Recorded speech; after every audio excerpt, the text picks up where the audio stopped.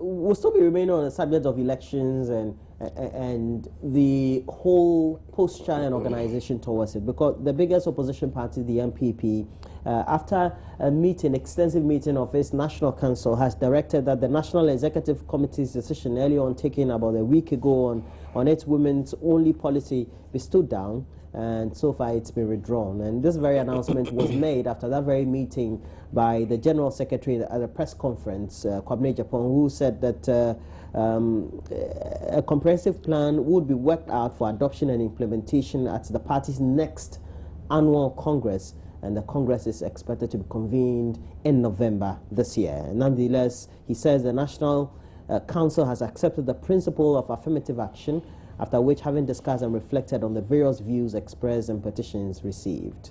Almost like something that was predictable, but would you say it's a subject or a directive that was not thought through, perhaps before being announced? Well, not necessarily, not necessarily before being announced, before even arriving at that decision. Before arriving at that decision, in the sense that we appear to be addressing the issue from top to bottom, instead of bottom to top.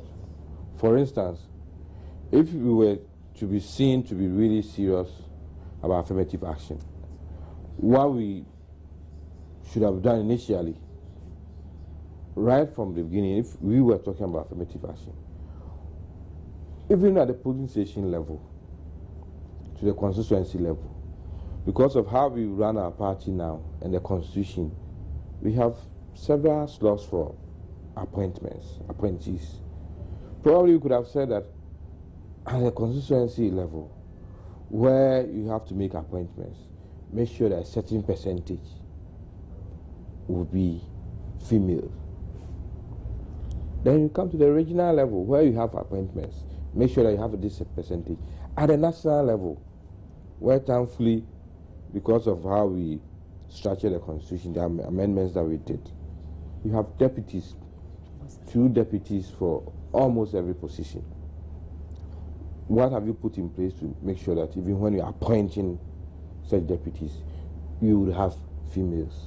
Once you're able to do that from the polling station up to the national level, when it comes to parliamentarians and you are bringing in that issue, then it sinks in and everybody buys into it. Everybody knows that indeed it's not only when it comes to female MPs that you think of affirmative action, but you have thought of it, and through your appointments, you've tried to create that balance so that people will know that right from the bottom, you are implementing the policy. Sure. What we appear to have done was to start from the top, and that even getting people to understand it, getting people to know the implications, getting people to know even the political effects. As political parties, and this one, because all the political parties seem to endorse the principle of affirmative action.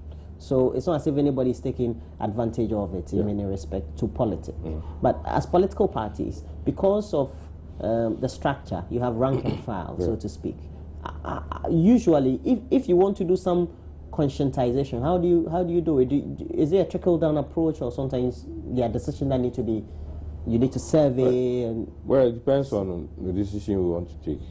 Some you have to start from the grassroots and even end up at Congress, where the highest decision-making body would have to buy into it and say that this is what the whole party has decided. Way forward, this is how we need to go about it. Some too, at NEC or National Council level, once you take the decision, you just communicate to the rest of the party that this is the decision we've taken, so let's comply. So it depends on the issue, but for this particular one, I believe should have come from the bottom to the top. Well, we have on the line Dr. Ibrahim Idi. He is a political scientist with the University of Ghana, and Dr. Zeblim Idi is on the line. A very good morning to you, Dr. Idi. Good morning. Okay, and thanks for joining us. Now, we know that the National Executive Committee is a mandated institution and also spelled out, as far as the constitution of the NPP is concerned, to take decisions. Now, how do we juxtapose this very scenario? A decision is taken, then we have the rank and file also raising protestations. Now, is it a constitution? The constitution gives a mandate to the committee, but here we are in a practical scenario. The concerns are being raised by the rank and file that they don't like the decision. So what happens to that very that very authority given to the committee to take side decisions? Well, thank you for having me. I think first of all we have to understand that the National Executive Committee is a structure of the party. A political party is made up of an institution, that is the law forming the party, a structure, that is the organs formed to see to the day-to-day implementation of policies taken by the party. But of course, supporters or members. So these three elements form a party: the institutions, the institutional basis of a party, the structural formation of the party, and the supporters of the party. Now, the structures of the party serve the interests of the supporters of the party.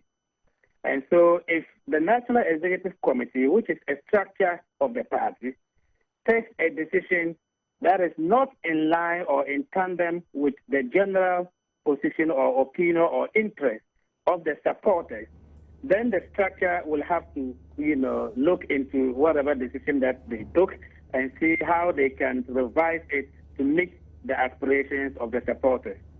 The members or supporters of the parties are like shareholders of a company.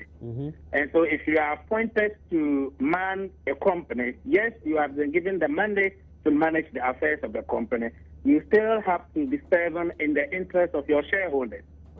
And so the decision of the National Executive Committee, can and could be revised if it purportedly not serves the interest of the supporters or members of the party. And I think in this case, that was exactly what happened, that a decision was taken by the third highest, decision-making body of the party. Remember, we have Congress, which is the first level, the National Council being the second, and then the National Executive Committee being the third. And I think that the arrangement of the hierarchy of the party gives you opportunity to review decisions, at each level. So if the first decision was taken by the National Executive Committee, within the party structure, there was still room for an upper, organ of the party, which is the National Council, to review the decision of the National Executive Committee. In the same vein, the National Congress, or they call it conference, can also review what decision was taken yesterday by the National Council. Now, I want us to situate our discussions in the context of all the political parties and the general political dispensation of our country. If we have all these mandated institutions as stated by the constitutions of the various institutions as the political parties. Now, we have the rank and file come and say that we don't want this very decision. At what point do we say then the rank and file, the grassroots then, could be having certain powers that also tend to discriminate certain categories of people within the political structure? Because now we're talking about a certain section of the political structure, women. Yes. First of all, let's understand that we chose for ourselves in this country in 1992 to practice what we call participatory democracy. And so, yes, the 1992 Constitution mandated the formation of political parties. If you read the preamble to the Constitution, it says that we the people. It means that the Constitution was made for the people, and the people were to participate effectively in the process, the democratic process. And so the agitation of party supporters is part and parcel of the democratic process that we chose for ourselves, that is participatory democracy. Political parties were mandated to form as organs that will mobilize this participation, that will mobilize the people engaged in the democratic process. And so what you don't want is a situation where you have a mob running amok without an organ through which they can channel their grievances. In this case, you have an organized party called the New Patriotic Party. You have supporters of the party who, by their constitutional right, should participate in the democratic process. And so they happen to be members of a party that take a decision. And they disagree with the party in terms of the decision that was taken. And throughout the processes, what we saw was that they were exercising their democratic rights within the remit of the Constitution. That is, the Constitution allows for demonstration. The Constitution allows for freedom of expression. The Constitution allows for freedom of assembly. And they exercise this right. And the party, in its wisdom, saw the need to sit back and look at the petitions that were presented and look at the general, environment. Keep in mind, the NPP as a political party, as we speak now, there is no compelling interest for them more than winning the next election. All right. And so in every calculation, they have to look at what will happen to our electoral fortune. So that if they wanted to implement... Okay, Dr. Zeblim, Edie, we have to say goodbye to you. And thanks for contributing to this. And Dr. Zeblim Edie is a political scientist with the University of Ghana and giving us his own perspective about how participatory our democracy is. And so whatever concern that are raised by the rank and file also should be taken into cognizance as far as decisions are concerned. We have one of the female parliamentarians in our country, a member of parliament for Tema West, and Irene Toshi Ado is on the line. A very good morning to you, madam. Good morning. Okay. Now, particularly for the decision that was taken by the National Council, I had heard you on various media platforms feel that, well, the protestations first were discriminatory and were not right. Now, secondly, also you were encouraging the National Council to be very firm on the decision that was taken by the committee, and so should not be rescinded. Now it's been rescinded. What will be your own concerns around this? Well, I want to use the platform to thank the council for what they did for the party. I would say that we were not surprised, because the day before yesterday, the General Secretary had a meeting with the Women's Caucus. And the Women's Caucus asked him that we believed in affirmative action, but we believe more in the NPP.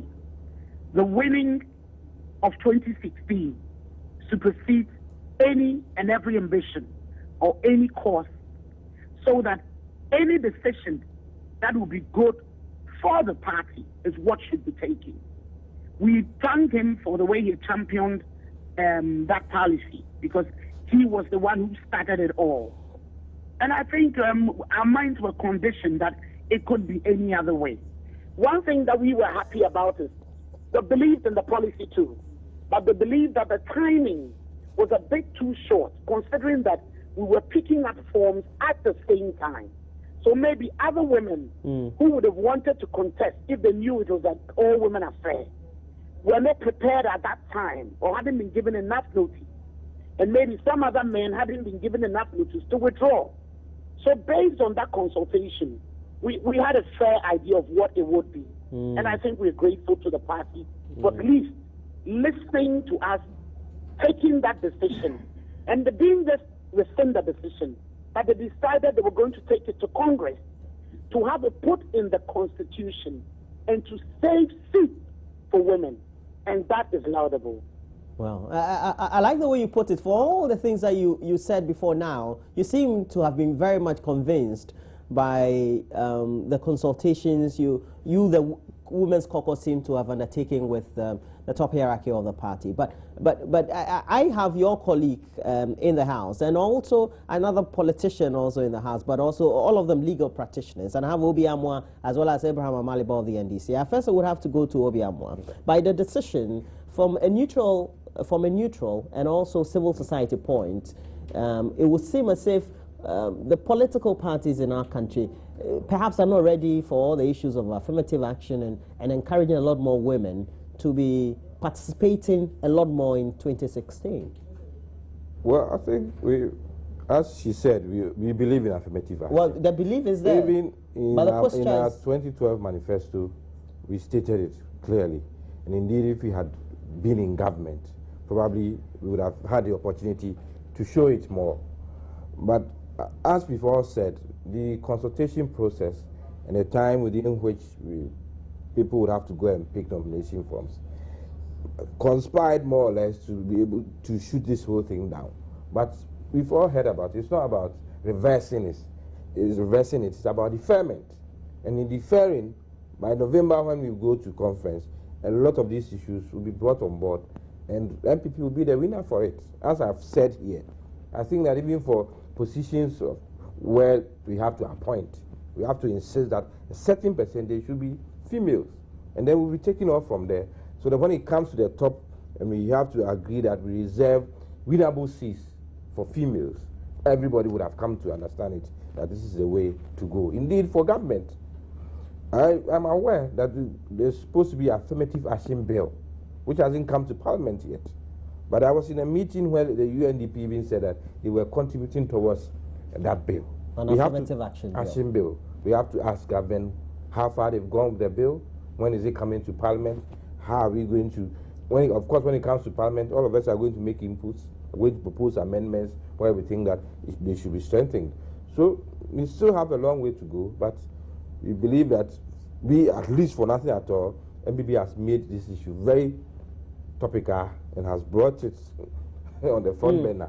Abraham Amaliba, your constituency would be Bolga Central. Okay, Bolga Central, for example. Now, I would want to, from your perspective as a politician, do you think the political party is perhaps, and I just not ready yet to be toying with the whole issue about what quotas should be made available for women to solely participate in an environment in which they can also contribute to our political dispensation? You know, let me say good morning and morning. Apologize for coming in late. Okay. It's unusual of me, but Sure. Affirmative action in itself is not bad. Affirmative action simply means positive discrimination. And what it means is that there is an issue which is unfavorable, or there is a matter which goes against one section of the society. You need to address the wrong by positively discriminating. So that's affirmative action. Now, how do you go about it is key and critical. Don't forget that the status quo has existed for long. People have enjoyed that status quo. So if you want to bring about change, you should also be aware that those who enjoy under that status quo would resist. So how do you go about it? It's what is important. For instance, in the NDC, under the late Professor Mills regime, we made a manifesto pledge of 40% appointees. I must say that we have not been able to achieve it, but we've made some significant inroads. There are appointees, ministers who are female, Attorney General, Fisheries, Education, Transport, and some more. There are some who are also deputies. You have DCEs. You have boards. On boards, there are females on the board. We are making giant strides. We are moving towards them. But in this particular instance, where the NPP just sprang a surprise on its own members, and you saw the resistance coming from within, clearly indicates that this was not well thought through. If it had been thought through, I don't think that this resistance will come. I entered and I heard my colleague talking about the fact that it did not come from the bottom. That is true, because they used the top-bottom approach. If it had come from the bottom, if they had made wide consultations at the grassroots level, I am sure that this resistance wouldn't have come about. Honorable Nato Shadow, you're still on the line. Hello, Honorable. Yes. Hello. Now, if from 2012 the thoughts had been there, as far as including or creating quotas for women to participate fully, as far as the parliamentary process is concerned, what then was the deficiency in consulting widely the grassroots? Come again. You said in 2012? In 2012, the whole idea about creating quotas for women to participate fully at the parliamentary level was there, for them to contest, so to speak, or participate fully. Why is it that from 2012, the whole consultation process at the grassroots level was not deepened, not necessarily by the structure of the political party executives, but also you, even the female parliamentarians, and also lobbying the other male parliamentarians as well? You see, with affirmative action or with women's participation, you do it in bits. In 2008, we had our own kind of affirmative action, allowing women to contest in areas that we would usually maybe have asked them to step down. For example, I contested the majority leader. I was allowed just because I was a woman. Otherwise, I'm sure I would not have been allowed. You get the likes of Adjoa and other people contesting Professor Michael Quay and all that. And the decision at the last minute was, as far as they are women, nobody should stop them. That was part of what we did. In 2012, they reduced the filing fees by half. So this is the next stage. So in 2012, it wasn't so much of quotas. They reduced the filing fees, hoping that that would bring in more women. Then it didn't. Then at this stage, we had a leader in the name of Akufo-Addo who believes that the way to do it is to start this quota system where those who are in are contested by women. So whatever happens, the woman comes. And then you encourage others that are contesting men, and in orphan constituencies, where it's possible, you ask the men to allow the women to go. So that was the direction that we were taking. But unfortunately, I think the timing, because really, the decision came and then we were picking up nomination forms at the same time.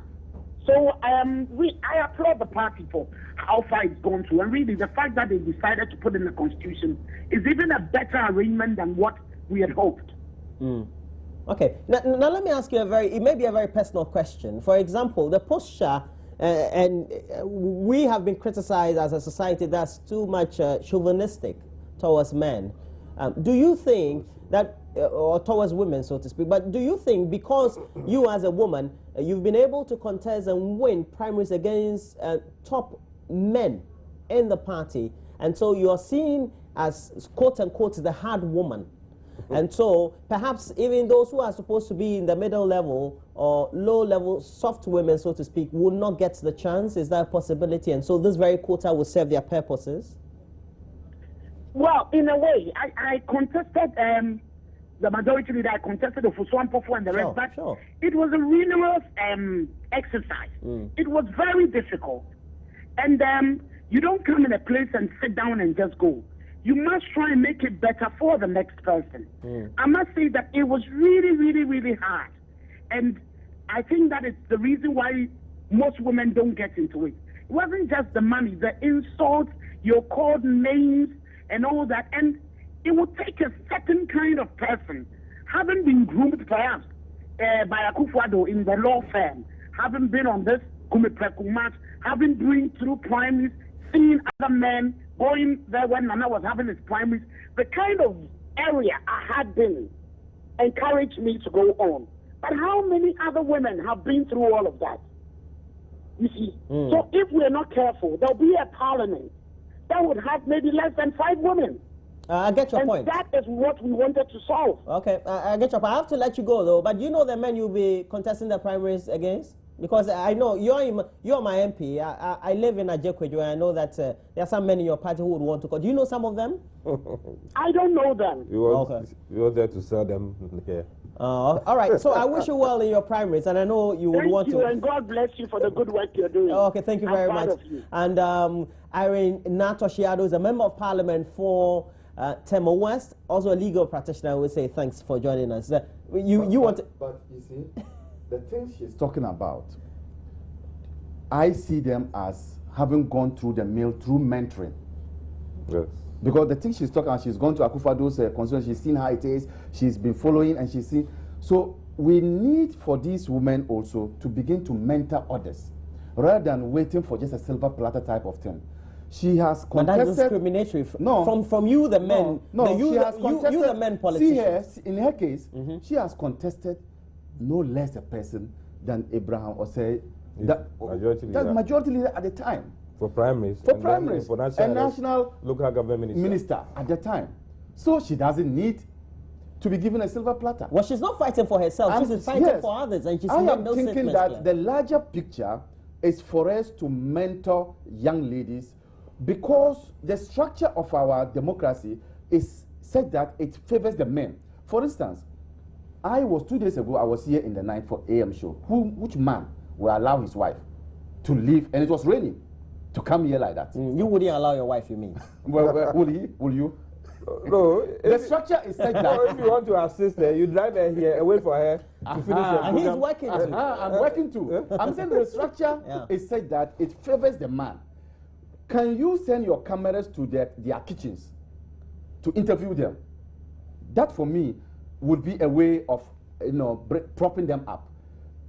Most of the time you complain you don't have leaders, women on your. Actually, you invite them, they won't come. They won't come.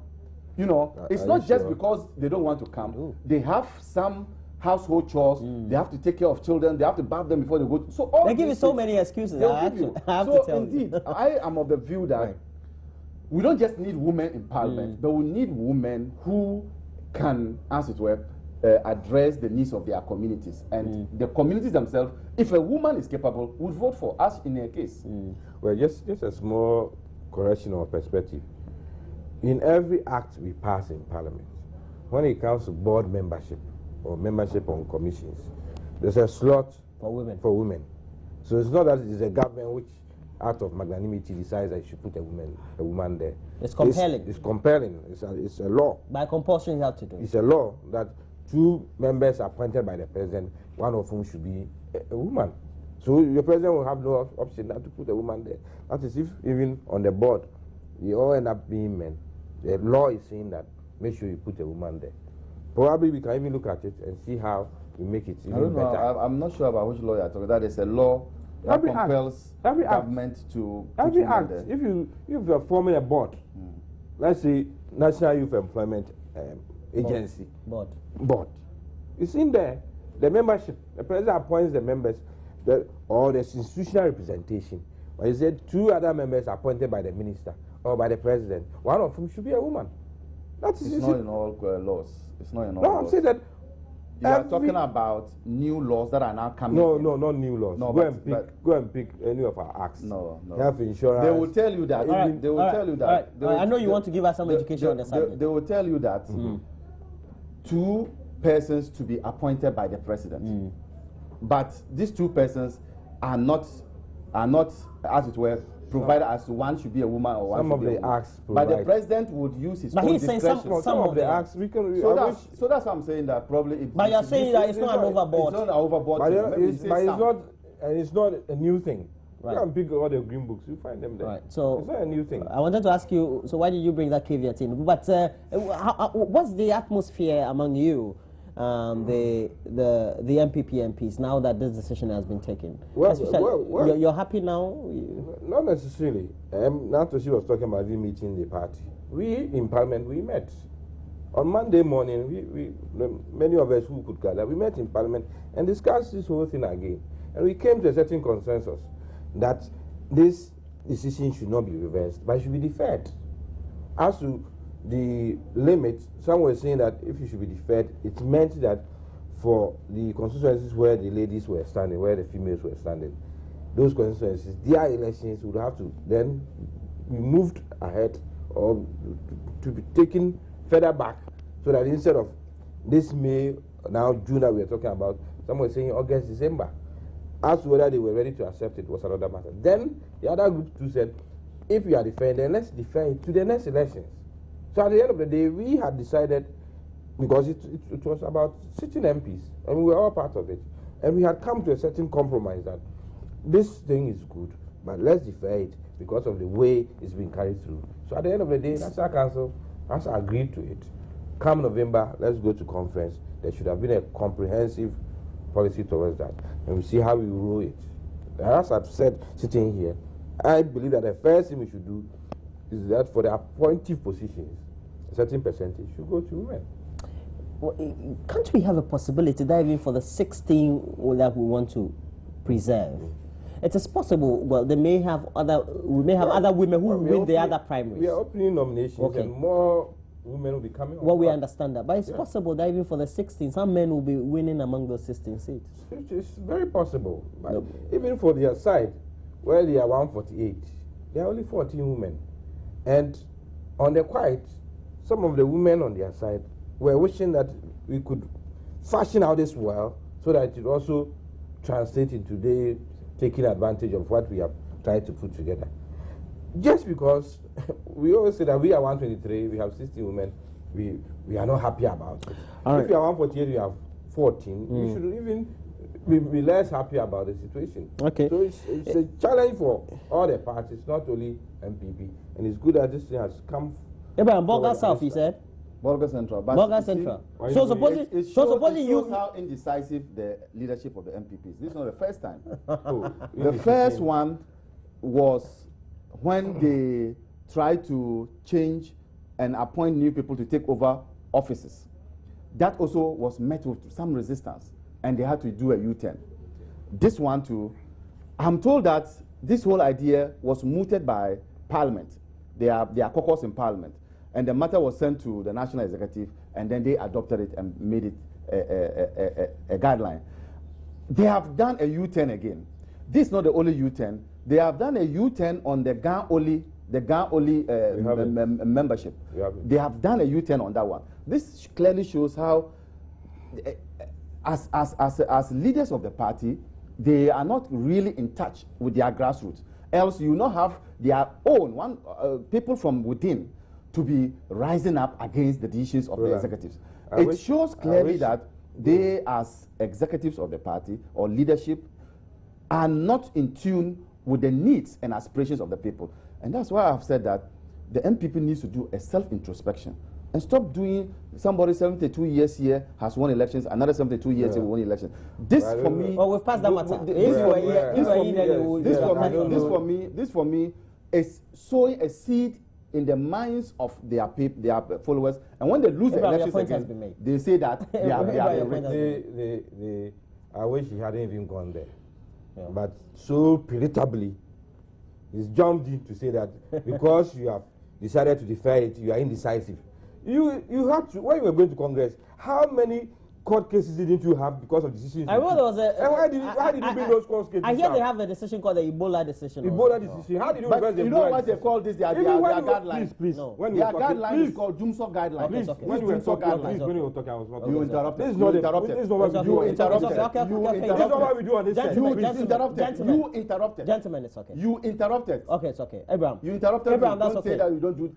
Are you the owner of this set? All right. Okay. Obi, you're making some conclusions.